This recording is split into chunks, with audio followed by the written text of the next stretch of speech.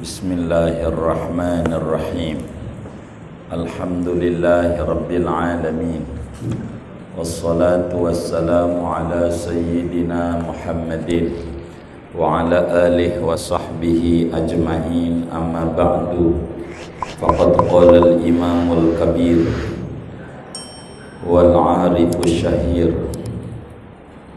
qutbul 'arifin wa turjumanul wasilin wa syekhul muridin Tajuddin Sayyidi Ahmad ibn Athaillah As-Sakandari rahimahullahu ta'ala wa nafa'ana bih wa bi barakati ulumih wa ghafara lahu wa lima syaikhihi wa lima syaikhina, amin.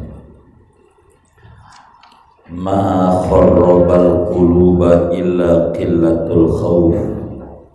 Tidaklah merusak akan hati kecuali oleh sedikitnya rasa takut kepada Allah Subhanahu wa ta'ala.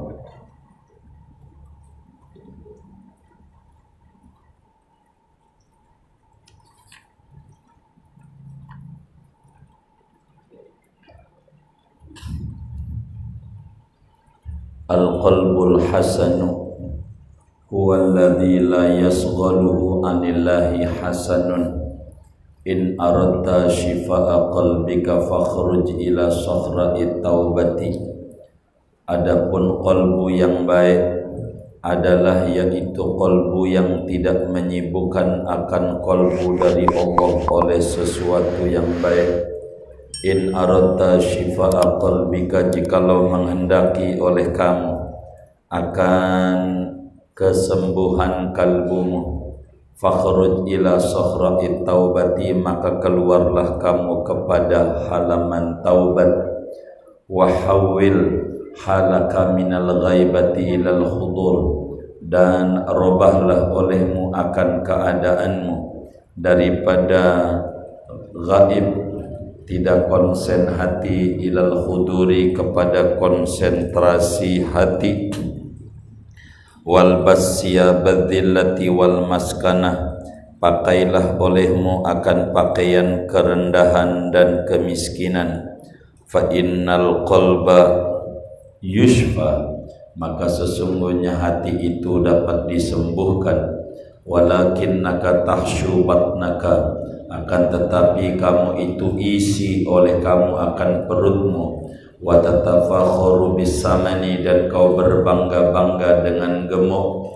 Famisaluka kal khurufil ladzi yusamminu lidzabhi, maka adapun perumpamaan kamu kal khurufi, yaitu seperti kambing yang alladzi yusammanu, yang digemukkan oleh kambing, lidzabhi, untuk disembelih.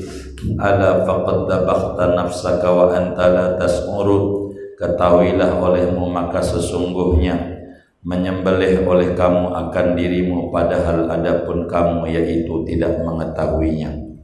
Artinya, saudara sekalian, wali besar kita ini Imam Ibnu Athaillah berbicara tentang qalbu itu macam-macam. Ada qalbun salim, hati yang sehat. Ada qalbun marid, hati yang sakit. Fi qulubihim marad fazadahumullahu marada.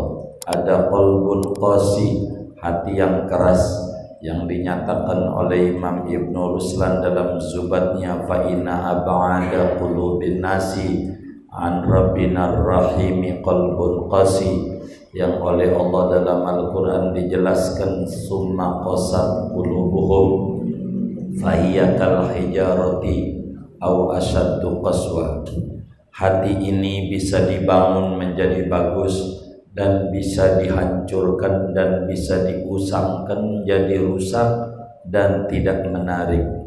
Apa yang membuat hati itu tidak menarik dan jadi rusak?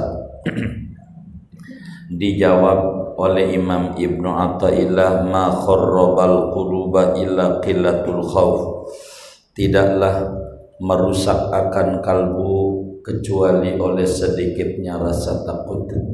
Di antara yang merusak hati itu bila orang itu qillatul khauf, kurangnya rasa takut kepada Allah Subhanahu wa ta'ala.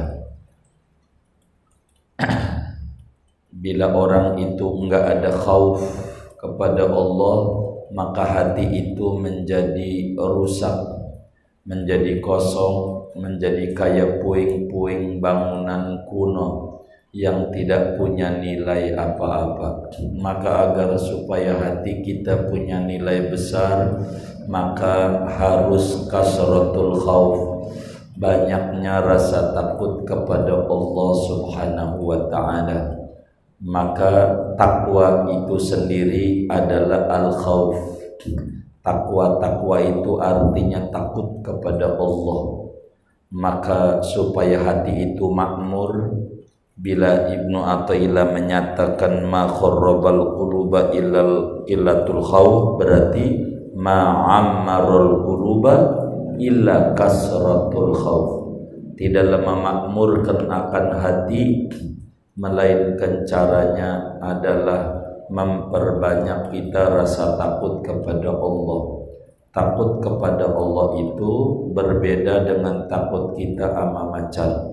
Kalau takut ama macan makin jauh, tapi takut ama Allah makin dekat dengan Allah Subhanahu wa ta'ala. Qalbu itu, kata Imam Ibnu Athaillah, ada yang baik, ada yang buruk. Jiwa kita ini ada yang jiwa baik, jiwa buruk. Apa jiwa baik? Al-qalbul hasan huwallazi la yasghaluhu anillahi hasan.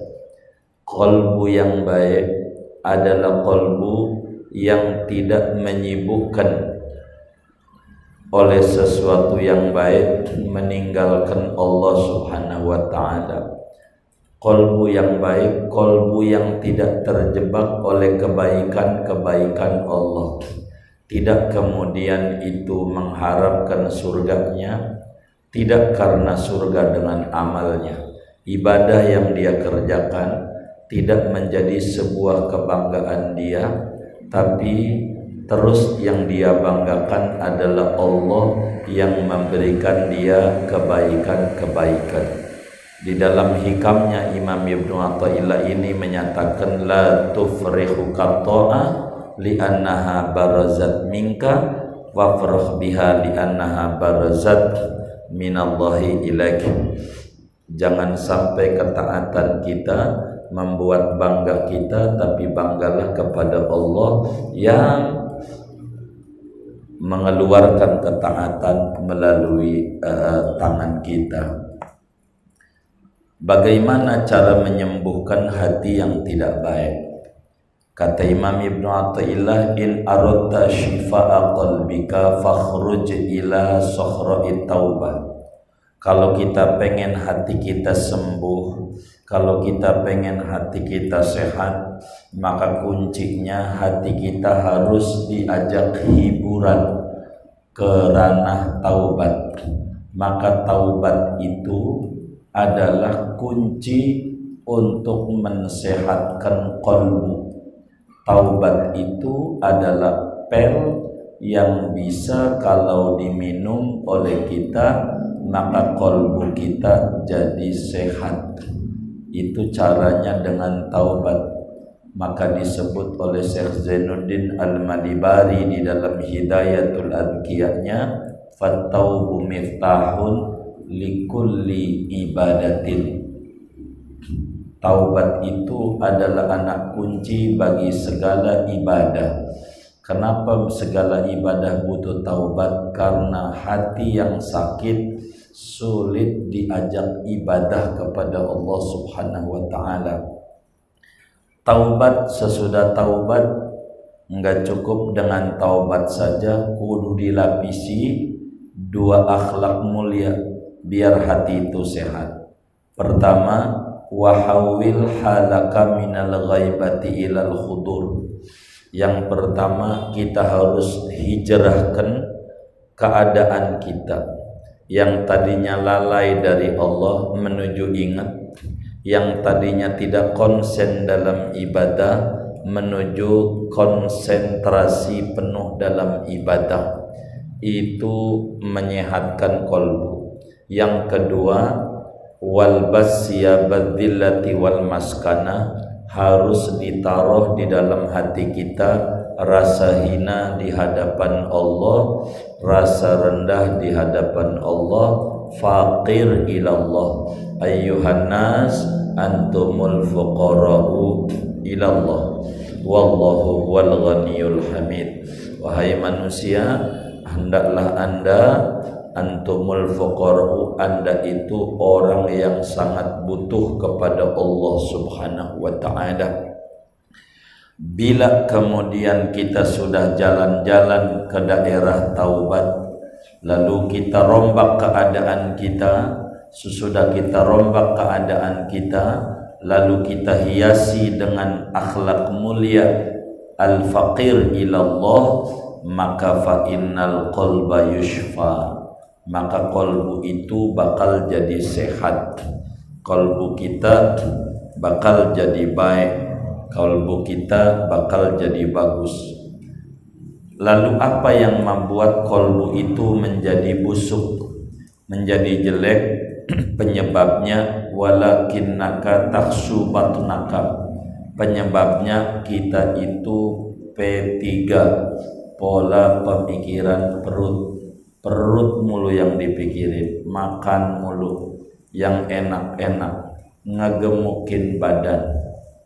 Padahal nilai seorang manusia itu bukan dari berat badannya. Kalau mau nilainya itu ketinggian tuh dari berat badannya, silakan bersaing dengan sapi. Sebab sapi itu akan mahal harganya bila beratnya. Iya. Dan kita menjadi mulia bukan dari suaranya. Kalau suara kita menjadi mulia, silakan bersaing dengan burung murai dan jalak balik, karena yang dinilai adalah suaranya. Begitu. Tapi kita dinilai daripada ketakwaannya. Karena itu famisaluka, perumpamaan anda yang demen makan mulu enggak beda kayak kambing. Yang mana kambing itu digemukin untuk apa? Untuk dipotong Idul Adha. Maka sebetulnya dengan kita makan mulu, kita sedang menyembelih badan kita tanpa kita sadari. Badan kita disembelih sehingga jiwa kita mati. Maka kalau jiwa kita pengen hidup, kurangi makan. Jangan banyak-banyak makan, nanti kalbu itu hidup.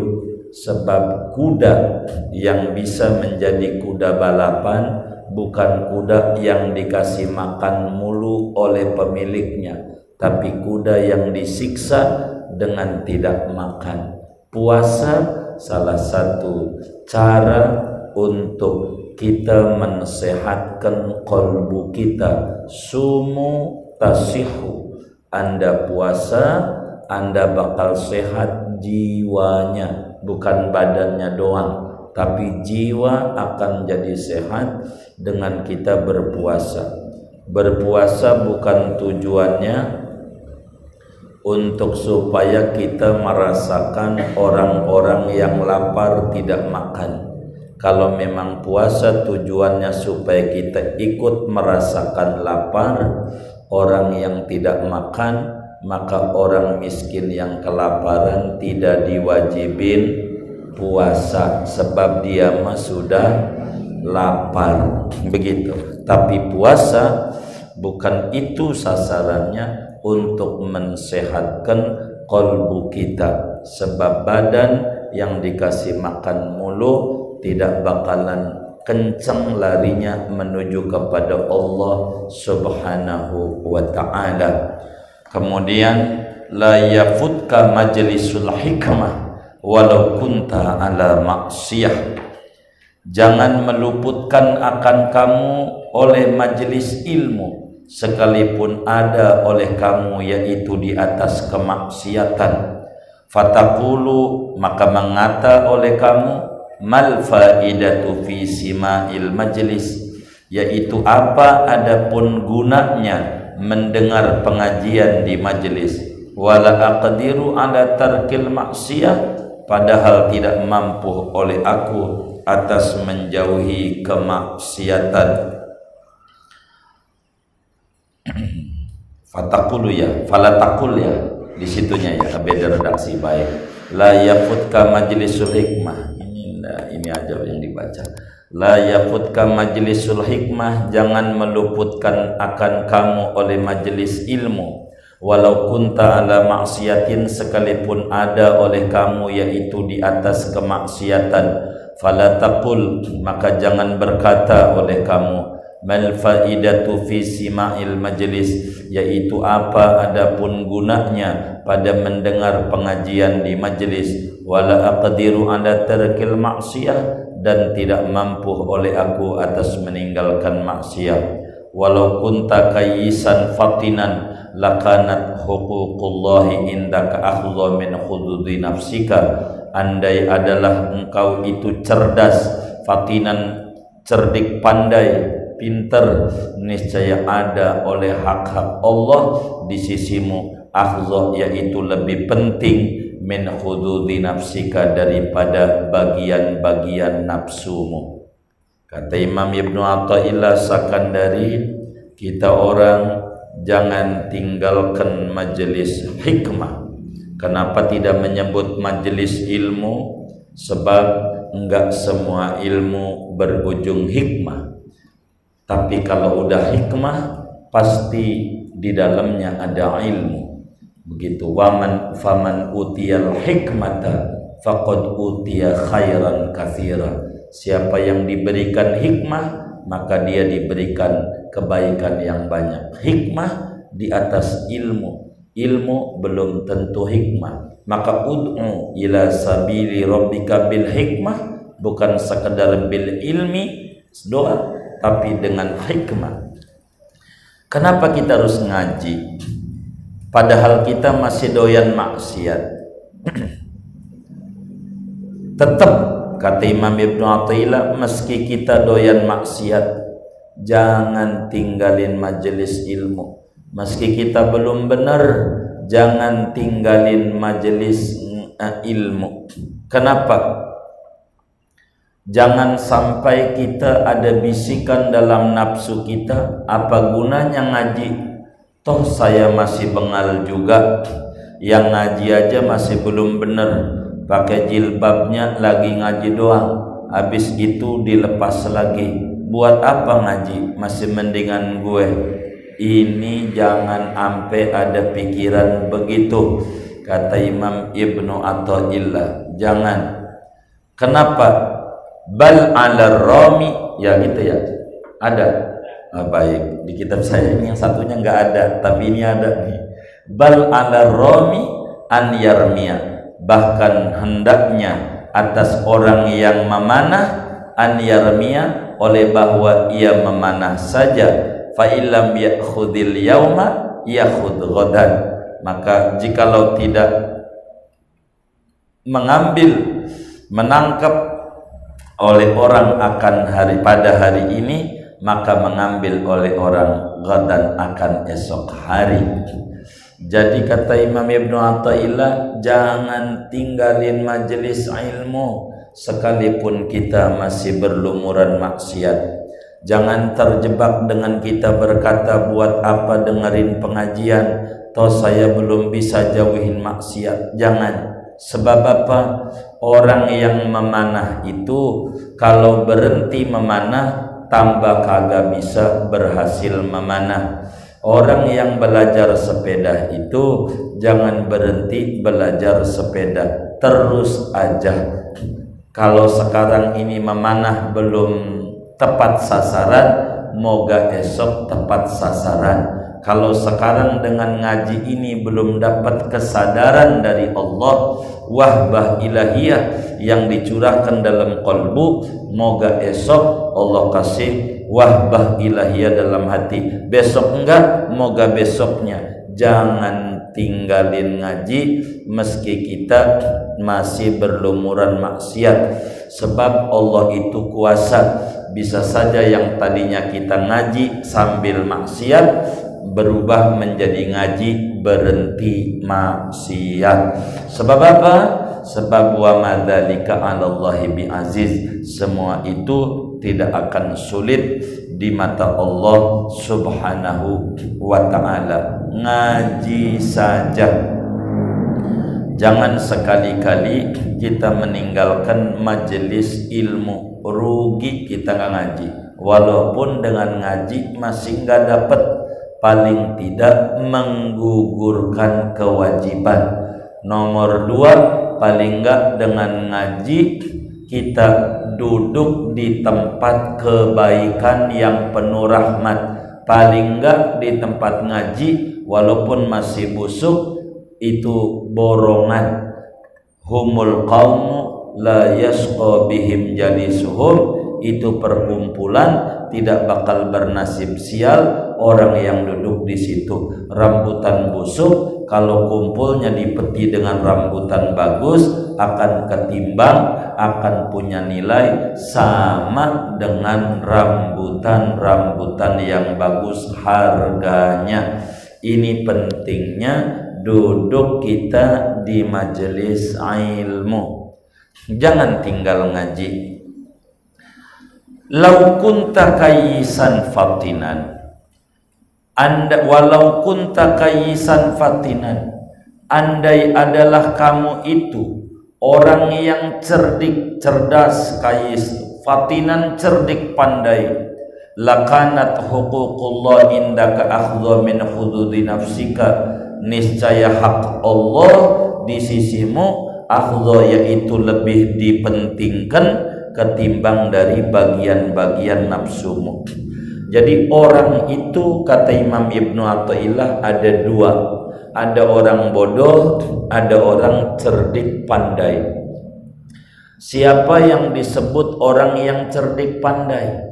Kata Imam Ibnu Athaillah, orang yang cerdik pandai itu bukan orang yang sekolahnya sampai S1, S2, S3. Bukan orang yang cerdik pandai itu orang yang kalau sekolah ranking 1.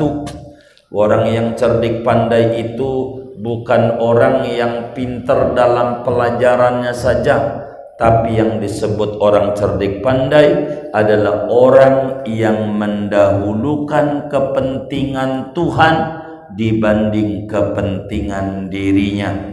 Sesuai hadis yang diriwayatkan oleh Imam Al-Hakim di dalam kitab Al-Mustadraknya, Al-Imam At-Tabarani di dalam Mu'jam At-Tabarani, juga Al-Imam Tirmidzi di dalam Sunan Tirmidzi, daripada sahabat Nabi Shaddad bin Aus radhiyallahu ta'ala anhu wa arda. Ketika Nabi ditanya, manil kayyis ya Rasulullah, siapa orang yang cerdik pandai itu wahai Rasul? Lalu Rasulullah menjawab, al-kayyis man dana nafsahu wa amila lima ba'dal maut. Orang yang cerdik pandai, orang yang selalu mengoreksi dirinya, masih banyak mendahulukan kepentingan nafsunya dibanding kepentingan Tuhannya. Wa amila lima ba'dal maut, dan dia mulai beribadah, bekerja, melakukan sesuatu yang punya nilai manfaat ketika dia meninggal dunia. Itulah orang yang cerdik pandai. Adapun orang bodoh siapa wahai Rasul? Wal ajizu man atba'a hawahu wa tamanna 'ala Allahil amaniyah. Kata Nabi, orang bodoh adalah orang yang memperturuti hawa nafsu, lebih mengedepankan hawa nafsu dibanding kepentingan Allah, dan berangan-angan kepada Allah dengan mulut. Ibadah kagak pengen masuk surga, nanem kagak pengen panen, ngimpi. Ini orang bodoh namanya. Kata Imam Ibnu Athaillah, ma yattali'u 'alal asrari illa aminun. Tidaklah melihat atas rahasia-rahasia Tuhan kecuali orang yang terpercaya. Jadi orang itu saudara, ada saja bagian rahasia yang tidak perlu orang umum tahu. Itu begitu. Kayak presiden punya rahasia yang boleh disiarin di umum begini, yang ini jangan. Itu begitu. Begitu juga Tuhan. Ada asrar rabbaniyah, rahasia-rahasia ilahi yang ini tidak bisa dikasih, didongengin oleh Tuhan kepada sembarang orang. Yang bisa didongengin orangnya cuma satu, yang pangkatnya amin. Kata Ibnu Athaillah, ma yattali'u 'alal asrar illa amin. Tidak melihat pada rahasia-rahasia Allah kecuali orang yang amanah. Wa anta tu'ti nafsaka haddaha minal ma'akili wal masyaribi hatta tamla'a baital khala. Dan adapun kamu, yaitu memberikan oleh kamu akan nafsumu, akan bagian nafsu daripada makan dan minum, sehingga memenuhi oleh kamu baital khala, akan jamban. Kata Ibnu Athaillah, bagaimana mungkin orang yang program hidupnya makan, minum, tidur disebut hardolin, dahar modal ulin. Kata orang Jawa, harmoko, dahar modal ngaroko. Yang model begini nih enggak bakalan dapat asrar rabbaniyah. Sebab Tuhan punya program, wa ma khalaqtul jinna wal insa illa liya'budun. Dia ganti ayat itu, wa ma khalaqtul jinna wal insa illa liya'kulun. Makan mulu, programnya makan. Di mana tempat makan dia tahu, tapi majelis ilmu dia tak tahu. Orang yang begini nih disebut tidak amanah. Maka orang yang makan mulu ini tidak amanah, maka untuk mendapatkan ilmu asrar sir-sir Allah sulit kalau orang tukang makan mulu. Begitu. Wa yakfika hubbud dunya, dan memadai akan dikau oleh amat mencintai dunia. Wa man ahabba dunya faqad khana, siapa orang yang amat mencintai oleh dia akan dunia, faqad khana, maka sungguh dia khianat. Wa man khana fahal yutli'uhul maliku ala asrarihi, siapa yang khianat maka apakah memperlihatkan akan dia oleh raja atas rahasia-rahasia raja. Fastakmilil adhkar wa alaihi inzalul anwar, maka amalkan olehmu akan zikir. Al-afkar apa adhkar? Afkar. Oh baik, ada dua ini. Fastakmilil afkar, maka amalkan olehmu akan bertafakur. Wa alaihi inzalul anwar, dan atas istiqmalul afkar turunlah segala cahaya-cahaya ilahi. Jadi kata Imam Ibnu Athaillah menasihati kita bahwa nilai seorang manusia itu adalah apa yang ada pada benaknya. Kalau yang di benaknya adalah makan, minum, maka sulit untuk mendapatkan sir-sir Tuhan. Enggak bisa orang yang kayak begitu. Bila otaknya dunia, maka akan menutup kedekatan dengan Allah. Sebab bila hubbud dunia, maka dia telah khianat. Orang yang khianat namanya tidak amin. Orang yang tidak amanah, apakah raja itu mau ngelihatin rahasia-rahasia negaranya kepada orang yang khianat? Tentu tidak. Oleh karena itu, supaya Tuhan kasih sama kita tentang asrar rabbaniyah, maka kita harus jangan hubbud dunya, supaya kita dicatat sebagai amin, orang yang amanah. Caranya kita harus bertafakur, gunakan akal kita untuk merenung, untuk apa Tuhan hadirkan kita di jagat raya ini. Apakah kita untuk makan, minum, tidur doang, ataukah untuk apa Tuhan hadirkan? Dengan kita banyak merenung, wa alaihi inzalul anwar, maka cahaya-cahaya Allah akan datang pada kita. Sehingga konsep nilai tingginya seorang hamba itu adalah pada apa yang ada di benaknya. Idza kanat himmatuhu ad-dunya fala qimata lahu indallah. Bila di otaknya isinya dunia mulu, maka tidak ada nilai barang sedikit pun di mata Allah Subhanahu wa ta'ala. Apa tandanya hubbud dunya? Dia bakal kecewa ketika dunia itu pergi sama dia. Dia bakal berbangga-bangga bila ada dunia pada dirinya. Padahal itu semuanya sabab saja. Dengan harta tidak bisa orang menjadi mulia, belum tentu. Sebagaimana tidak punya harta juga belum tentu juga hina di mata Allah Subhanahu wa ta'ala. Qarun hartanya banyak, hina. Isa bin Maryam, orang yang tak punya harta, dia mulia.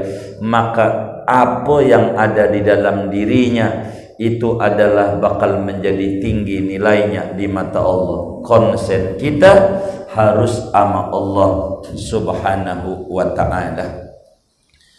Kemudian Imam Ibnu Athaillah menyetir beberapa hikmah yang ada di dalam hikamnya masuk pada kitab Tajul Arusnya. Kata beliau, ma nafa'al qalba syai'un mislu khalwatin yadkhulu biha maidana fikratin. Ma nafa'al qalba, tidaklah memberi manfaat akan kalbu syai'un oleh sesuatu, mislul khalwati, mislu khalwatin seperti khalwah, uzlah, yadkhulu biha yang memasukkan ia dengan khalwah, yang masuk ia dengan khalwah, maidana fikratin pada medan tafakkur. Apa artinya? Ibadah itu saudara ada dua. Ibadah yang dikerjakan oleh kita ini ada dua ibadah. Pertama ibadah badaniyah. Pertama ibadah yang lari ke aspek lahiriah. Kedua ibadah ruhiyah, ibadah yang larinya ke aspek ruhani. Nah, dunia tasawuf itu bukan yang mengesampingkan ibadah badaniyah, tidak. Itu namanya kafir zindiq. Orang tasawuf itu mengedepankan tetap landasannya ibadah badaniyah, salat, ibadah badaniyah, haji, zakat, puasa termasuk, walaupun ada ruhiyah nggak kelihatan, tapi ibadah dalam kategori aspek syariat, aspek badaniyah. Nah, oleh karena orang itu ada ibadah zahir, ada ibadah batin, maka ibadah zahir tidak boleh ditinggal dalam dunia tasawuf. Betapa Rasulullah SAW, orang yang paling tinggi derajatnya, tetap dia sholat hatta tawarramat qadamah, sampai kakinya bengkak.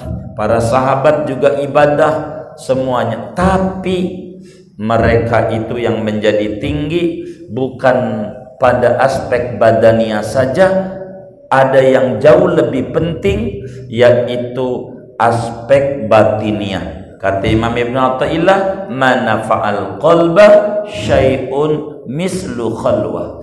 Ibadah yang paling tinggi adalah ibadah batin di atas ibadah lahir. Mana di antara ibadah batin yang paling menyehatkan qalbu? Yaitu khalwah, menyediakan waktu dalam 24 jam untuk duduk barang semenit 2 menit beraudiensi dengan Allah, ngobrol sama Tuhan, ngebaca diri siapa kita dan siapa Allah. Itu yang paling manfaat banget pada jiwa. Kita komunikasi dengan Allah, ya Rabb, jujur saya ini dari kecil udah dikasih makan, dikasih hidup, kasih sehat, antara sakit sama sehat. Kalau mau saya jujur Tuhan, saya ini banyak sehat. Antara enggak makan sama makan Tuhan, jujur saya ini banyak makan. Kudunya juga saya ini banyak bersyukur, tapi saya ini banyaknya kufur, kurang mau dekat sama Engkau. Maafin saya Tuhan. Ini nih khalwah. Di dalam kita menyendiri ini, inilah yang paling manfaat pada qalbu. Maka kata Imam Ibnu Athaillah, "Man fa'al qalba syai'un mislu khalwah yadkhulu biha midana fikr." Oleh karena itu saudara, tafakkur adalah sayrul qalbi ila hadratir Rabb. Bertafakkur itu perjalanan qalbu kita menuju kepada Tuhan. Kita harus bertafakkur. Medannya banyak, medianya banyak yang kita mau tafakuri. Apakah pada aspek dalam atau ke aspek luar? Aspek luar mana yang kita tafakuri? Apa yang kita pandang di luar diri kita? Sepertilah matahari. Dari dulu nih matahari dicipta. Kalaulah orang dari kecil gede, kalau cahaya matahari nambah membengkak 50% dari apa yang ada, pastilah kita gosong, hangus karena kebanyakan cahaya. Kalaulah matahari dari tadinya begitu, kemudian kayak orang tua, jompo, matahari menjadi berkurang cahayanya 50% dari yang ada, maka kita jadi beku, kekurangan cahaya.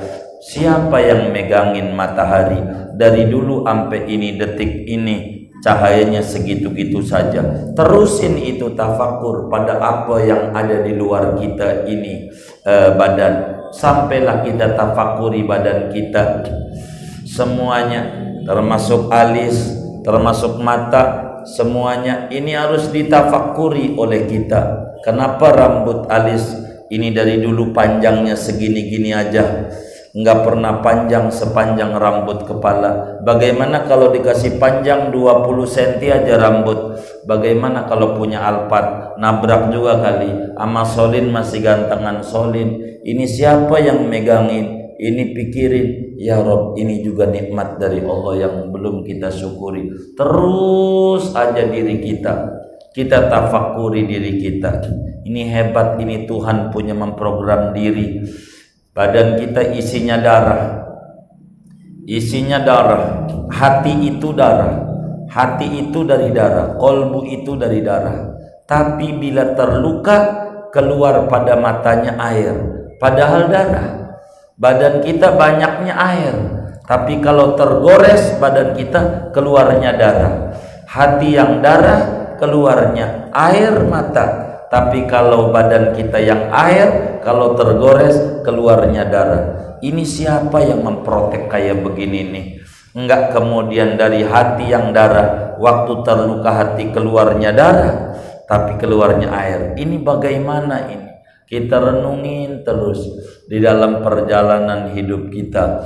Ini sangat manfaat pada hati. Maka kata Nabi dalam hadis riwayat Imam Ad-Dailami di dalam Musnad Ad-Dailami daripada Sayyidina Abdullah bin Abbas radhiyallahu ta'ala anhuma wa ardahuma, at-tafakkuru sana khairun min ibadati sana, wa fi riwayatin tafakkuru sana khairun min ibadati alfi sana. Anda bertafakkur sebentar lebih tinggi dari ibadah setahun. Dalam satu riwayat lebih tinggi daripada ibadah bertahun-tahun. Maka tafakkur, kata Imam Ali bin Abi Thalib, al-fikratu sirajul qalbi fa idza dhahaba dawuhu. Yang namanya tafakkur adalah pelita hati. Bila tidak ada tafakkur, gelaplah hati seseorang itu. Kedua, Ibnu Athaillah menyatakan, mengutip dari kalam hikmahnya, kaifa yusyriqu qalbun suwarul aqwani muntabi'atun fi mir'atihi. Kaifa yusyriqu qalbun, bagaimana mungkin bercahaya oleh qalbu. Suwarul aqwani muntabi'atun fi mir'atihi, adapun potret-potret alam, muntabi'atun yaitu terpatri pada cermin qalbu. Am kaifa yarhalu ilallah wa huwa mukabbilun bisyahawati, atau bagaimana mungkin berjalan oleh seseorang menuju kepada Allah, padahal adapun dia orang mukabbilun yaitu terbelenggu bisyahawatihi dengan syahwatnya orang. Am kaifa yatma'u an yadkhula hadratallahi ta'ala wa huwa lam yatatahhar min janabati ghafalati, atau bagaimana mungkin berharap oleh seorang akan bahwa masuk oleh dia pada hadrat Allah, padahal adapun dia yaitu belum bersuci oleh dia daripada junub kelalaian dia. Am kaifa yarju an yafhama daqaiqal asrar wa huwa lam yatub min hafawati, atau bagaimana mungkin berharap oleh seseorang akan bahwa memahami oleh dia akan kehalusan rahasia-rahasia Tuhan, padahal adapun dia yaitu belum taubat oleh dia daripada kesalahannya dia. Apa maknanya? Saudara, manusia itu semuanya pengen bahagia. Tidak ada satu orang pun yang terlahir ke dunia ini yang tidak pengen bahagia. Semua orang pengen bahagia. Kata Imam Ibnu Athaillah, untuk menuju bahagia maka caranya ada 4 cara yang harus dia tempuh supaya dia hidupnya penuh dengan bahagia. Ada 4 caranya. Mana itu caranya? Yaitu pertama, isyraqul qulub, membuat hatinya bercahaya. Itu adalah rumus bahagia. Kedua, yang membuat orang bahagia adalah ar-rahil ilallah, yaitu kita harus pergi berjalan menuju kepada Allah. Yang ketiga, yang membuat orang itu bahagia, yang harus diupayakan adalah at-tama' fid dukhul ila hadratillah, harus bercita-cita bisa masuk pada keharibaan Tuhan. Keempat, supaya dia bahagia maka dia harus berupaya, bercita-cita dalam hidupnya bisa memahami rahasia-rahasia Tuhan.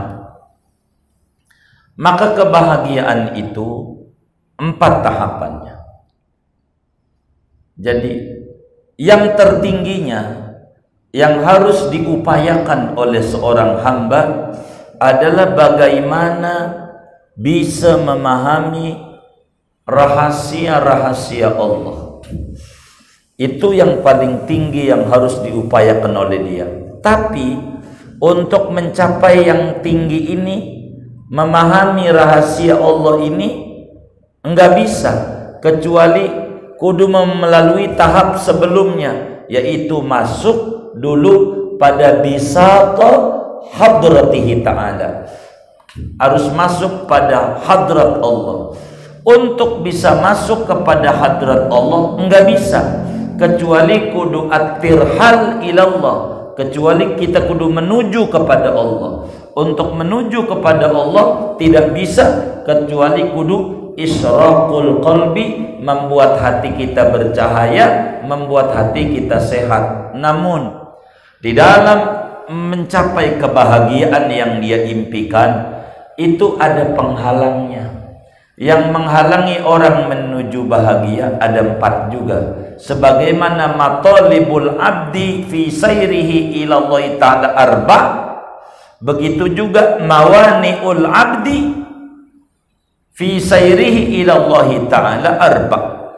Begitu juga yang membuat kita ini menjadi tidak bahagia, hidupnya sengsara, ada 4 penghalang, ada kendala, 4 rintangan yang ini yang membuat kita menjadi tidak bahagia. 1 adalah tab'u suwaril akwan fil qalb. Yang pertama, begitu terpaterinya potret alam dalam hati. Ini yang membuat tidak bahagia. Yang kedua, yang membuat tidak bahagia adalah bila orang terbelenggu dengan syahwat nafsunya. Ketiga, yang membuat orang tidak bahagia, tidak bisa menuju kepada Allah adalah dia masih berhadas besar daripada hadas kelalaian dia dari Allah.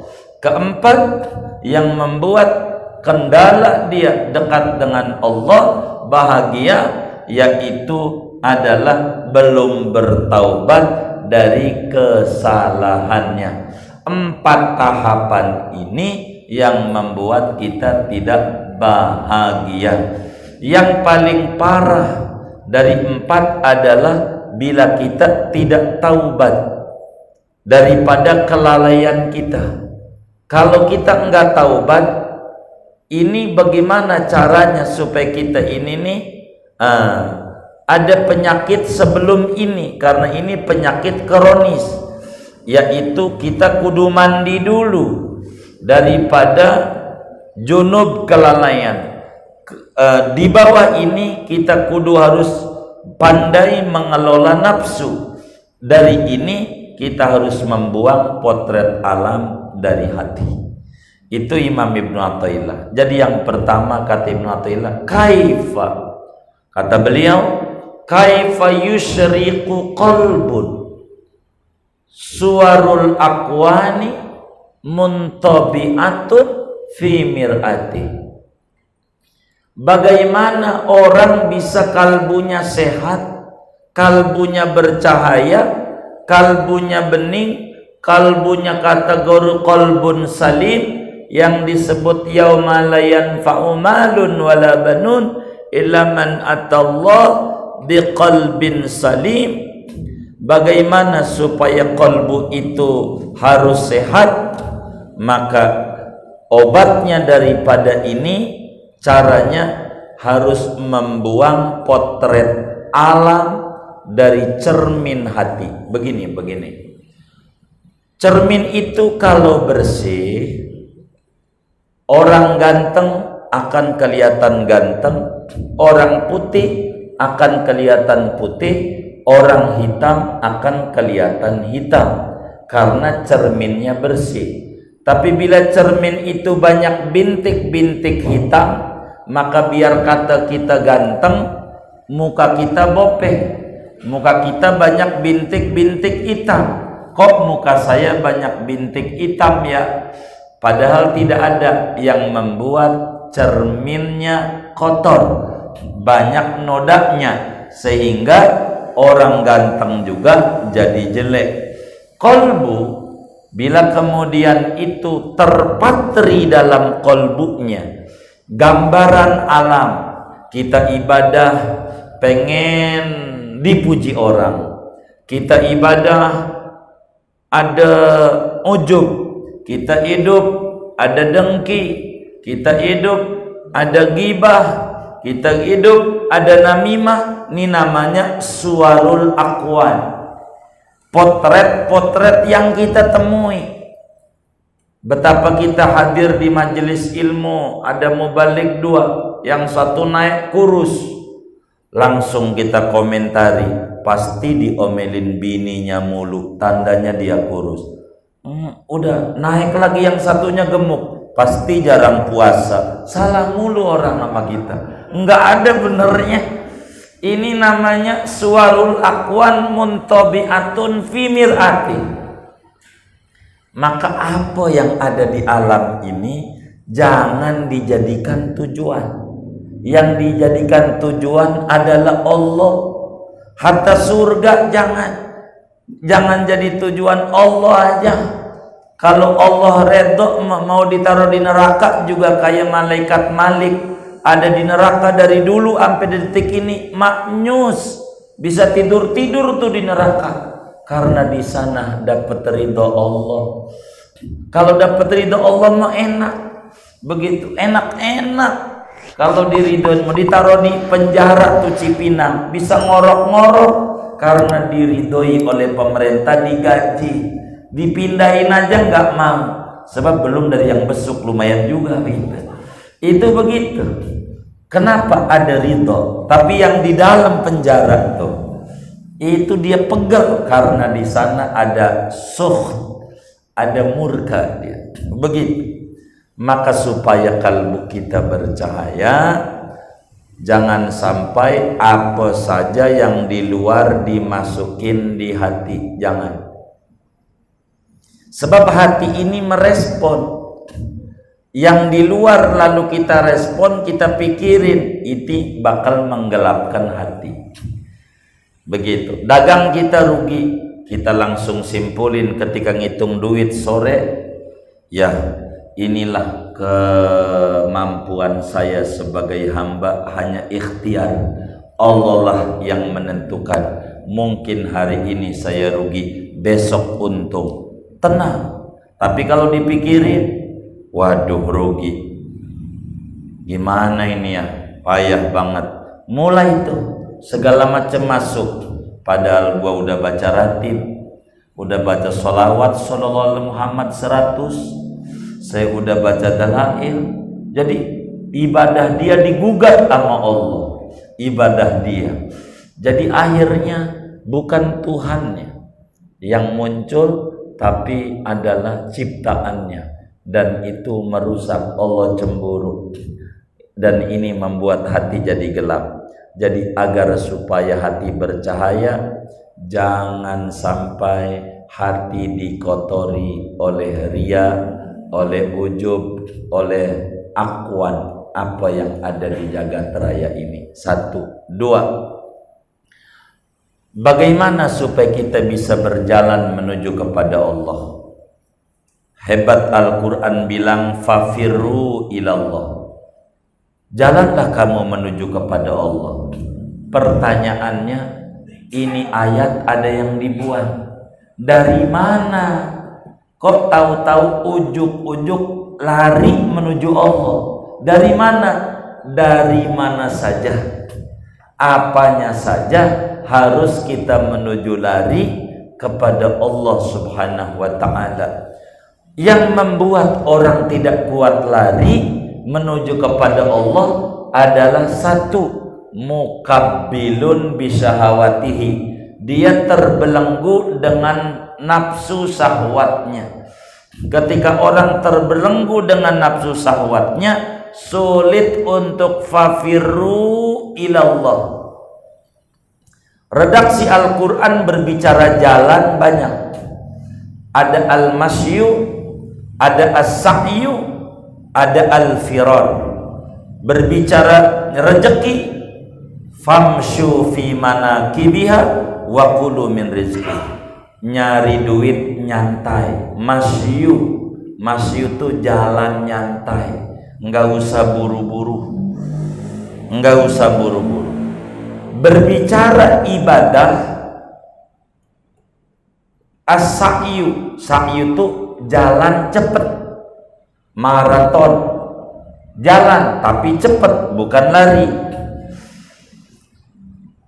Ya ayyuhalladzina amanu idza nudiya lis-sholati min yaumil jumu'ah fas'au ila dzikrillah. Tidak famshu ila dzikrillah, tapi as-sa'yu, Kalau udah berbicara ila dzikrillah, ilal ibadah. Kalau ibadah adalah as-sa'yu, jalannya cepat. Kalau nyari dunia, jalannya nyantai. Jalannya nyantai. Tapi kalau menuju kepada Allah, kagak ada nyantai. Fafirru ilallah. Jadi amma ilallah falfirar, wa amma ilal ibadah fasa'yu, wa amma ilal rizq falmasyu. Redaksi Al-Quran itu indah. Jadi kita harus bisa membedakan. Maka ada hadis yang kemudian orang kata hadis palsu gara-gara salah memahaminya. Kun fid dunya ka'annaka ta'ishu abadan. I'mal li dunyaka ka'annaka ta'ishu abadan wa'mal li akhiratika ka'annaka tamutu ghadan. Bekerjalah untuk duniamu seakan-akan kau hidup 1000 tahun, tapi bekerjalah untuk akhiratmu seakan-akan mati besok. Jadi kita kudu pala jadi kaki, kaki jadi pala, nyari duit karena kita masih hidup 1000 tahun lagi, takut nanti kelaparan. Gara-gara ditafsirinya begitu, bakal muncul orang ini hadis palsu gara-gara salah memahaminya. Padahal bukan begitu maksudnya. Sayyidul wujud Nabiyuna Muhammad sallallahu alaihi wasallam, kata Nabi, i'mal li dunyaka ka'annaka ta'isu abadan. Program olehmu untuk duniamu seakan-akan kau hidup 1000 tahun. Kalau untuk urusan dunia, program kita hidup masih lama, sehingga hari ini kita tutup toko, masih hidup besok. Hari ini rugi, besok masih ada hari untung. Hari ini kita nggak banyak untungnya, besok ada. Nggak usah ngoyo untuk dunia mah, nyantai saja, karena anggap aja hidupnya masih lama. Enggak hari ini punya, besok punya. Enggak usah maksain diri sampai nyolong-nyolong untuk dunia. Namun kata Nabi, untuk akhirat kita jangan dientar-entar, takut besok mati. Maka sekarang maksimalkan di dalam ibadah, karena ngeri besok enggak hidup lagi. Jangan buat akhirat entar. I'mal li akhiratika ka'annaka ta'isu abadan. Programlah untuk akhiratmu, masih lama hidup, sekarang masih muda, udah main-main aja. Entar kita ngalamin tua baru tobat. Ini namanya ngebalik-balik hadis Nabi. Kalau untuk akhirat jangan berpikir masih panjang umur kita. Kalau untuk dunia kita pikirin masih panjang umur kita untuk dunia, sehingga di dunia enggak ngoyo. Tapi untuk akhirat enggak boleh nyantai-nyantai.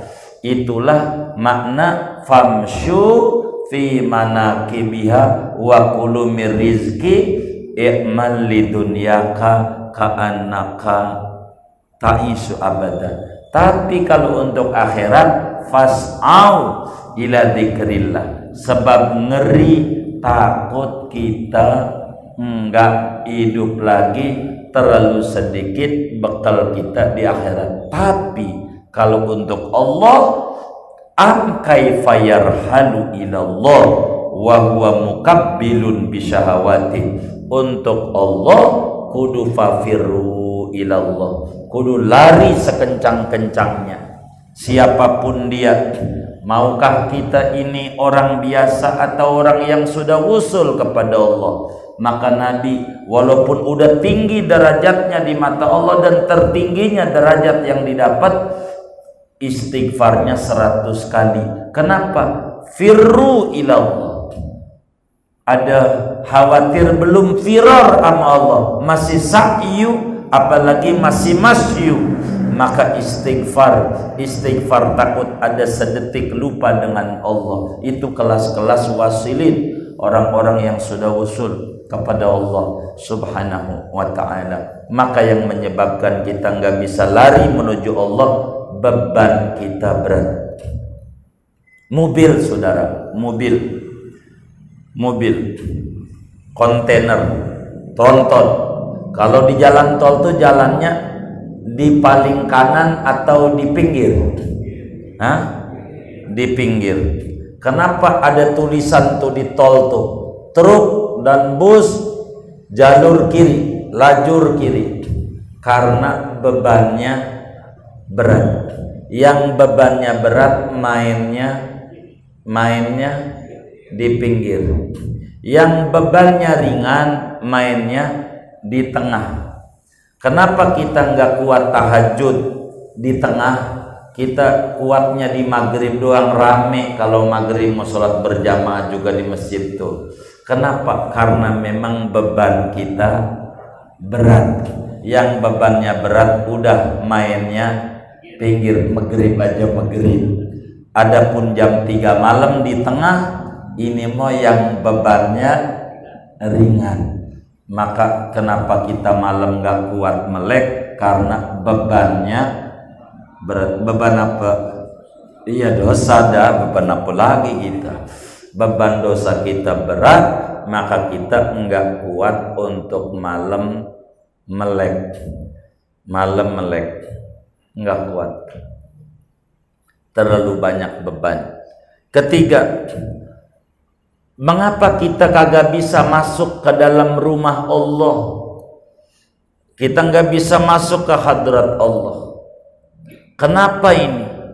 Ada orang ke Singapura nyampe, ke Bali nyampe, puncak bolak-balik, ke Bangkok nyampe, dia ke Paris dia nyampe, ke Amerika dia nyampe, ke Mekah nggak nyampe-nyampe. Padahal duitnya ada, nggak nyampe-nyampe. Ada apa ini? Enggak bisa masuk ke Baitullah ini sebab dia masih junub. Tuhan larang orang junub untuk dekati baitnya. Kenapa kita kurang mau ama ibadah? Baca Quran enggak mau. Enggak bisa kita baca Quran karena kita masih junub, berhadas besar jiwanya. Dengan hadas namanya ghaflah, lalai dari Allah. Ketika kita lalai dari Allah, itu disebut dalam dunia sufi junub. Kalau orang kentut namanya atau bersetubuh keluar mani namanya junub dalam dunia syariat. Tapi kalau dalam dunia hakikat, dunia sufi, bukan itu. Bila kita ada lalai dari Allah, di sana jiwa kita junub, maka sulit untuk asik dengan Tuhan. Kenapa kita wirid itu kurang mau? Karena memang kita ini masih junub. Makanya lihat wali-waliullah mau baca solawat aja nih, baca solawat, istighfar dulu. Dalail itu isinya solawat, tapi sebelum apa-apa istighfar. Astaghfirullahaladzim li wali walidayya walil muslimin. Kenapa istighfar? Rasulullah ini suci, enggak bisa. Imam Haddad begitu. Di dalam ratibnya, Rabbana gfir lana wa tub alaina innaka antat tawwabur rahim. Tuhan ampuni kami, terima taubat kami. Kenapa? Kalau sudah dapat ampun, udah taubat, bakal mudah. Allahumma salli ala Sayyidina Muhammad. Allahumma salli ala Sayyidina Muhammad.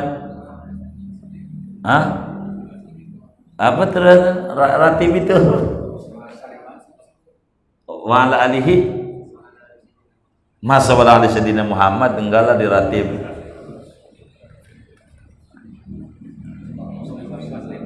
Oh iya, Allahumma sholli Allahumma sholli alaihi wasallim. Tuh, begitu. Kudu taubat dulu, pengen dekat sama Nabi. Begitu pengen dekat sama Allah. Kalau Nabi cukup 3 kali. Enggak banyak. Karena kelasnya makhluk. Tapi kalau kelasnya khalik kudu banyak.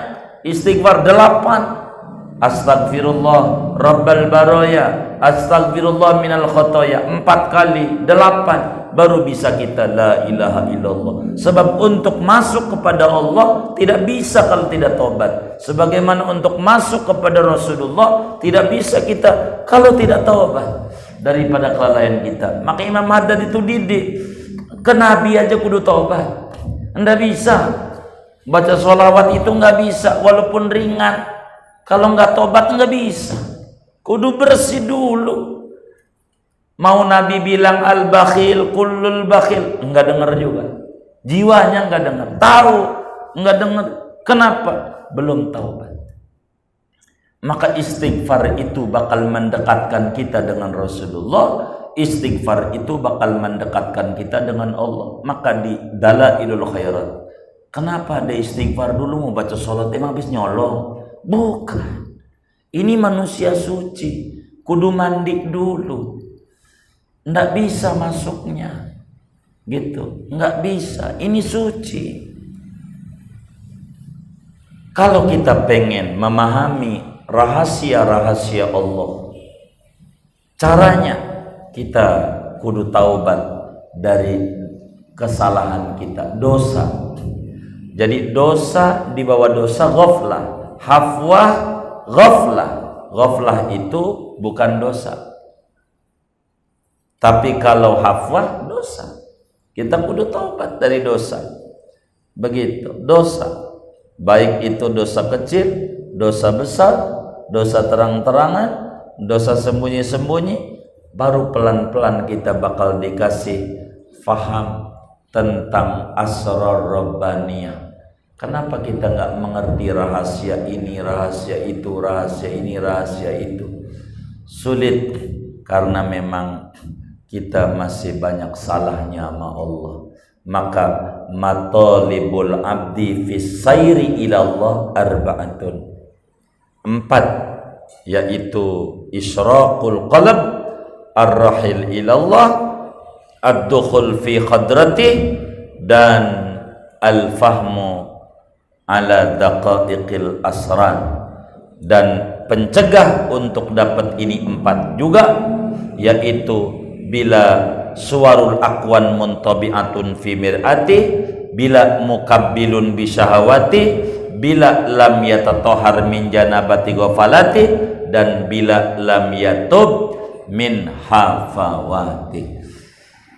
Ini Imam Ibnu Athaillah ini masyaallah saudara, luar biasa. Bukan kelasnya sebetulnya. Kita ini mutatofil aja, nyelonjong aja, bukan kelasnya untuk membaca kalam-kalam sufi ini. Wong kita masih kotor, masih belum ngerti tentang asrar rabbaniyah. Tapi kita harus masuk pada mereka biar nyelonjong. Kalau maidatul rijal mah enak.